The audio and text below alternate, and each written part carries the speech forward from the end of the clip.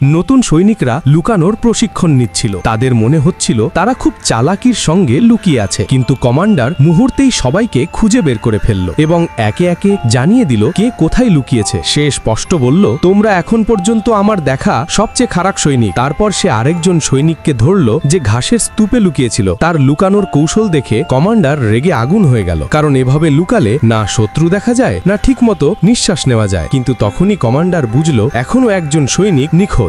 সে পুরো এলাকা খুঁজে ফেলল, তবুও তাকে পেল না। সে অন্য সৈনিকদের জিজ্ঞাসা করছিল, হঠাৎ তার পায়ের নিচ থেকে এক শব্দ এলো। আসলে সে সেই নিখোঁজ সৈনিকের হাতের ওপর পা দিয়ে ফেলেছিল। সৈনিক ব্যথায় চিৎকার করে উঠে এলো, আর এটা দেখে কমান্ডারের মুখে একটুখানি হাসি ফুটল। কমপক্ষে একজন তো ঠিকভাবে লুকাতে পেরেছিল। বাকি সৈনিকেরাও তাকে সাহস দিতে থামস আপ দেখালো। এরপর কমান্ডার সবাইকে শেখাতে শুরু করলো কিভাবে শত্রুকে মুহূর্তের মধ্যে অচেতন করা যায়। এটা শোনার পর নতুন সৈনিক নিজের ঘাড়ের পেছনে হাত বোলাতে লাগলো। তার কাছে ব্যাপারটা একেবারে সাধারণই মনে হচ্ছিল। ঠিক তখন কমান্ডার বলল, শুধু হালকা এক আঘাত আর মানুষ সঙ্গে সঙ্গে অচেতন। এই শুনে সৈনিক নিজেই নিজের ওপর সেই কৌশলটা প্রয়োগ করলো, আর পরের মুহূর্তেই ধপ করে মাটিতে পড়ে গেল। কমান্ডার হতভম্ব হয়ে বলল, এটা কি হলো? তার এক সঙ্গী বলল, স্যার, ও নিজেকেই টেস্টের শিকার বানিয়ে ফেলেছে। এটা শুনে কমান্ডার স্তম্ভিত হয়ে গেল। 10 বছর ধরে সেনা সামলানোর পর এই প্রথম এমন সৈনিক দেখল যে নিজেকেই এত নির্মমভাবে শাস্তি দিতে পারে।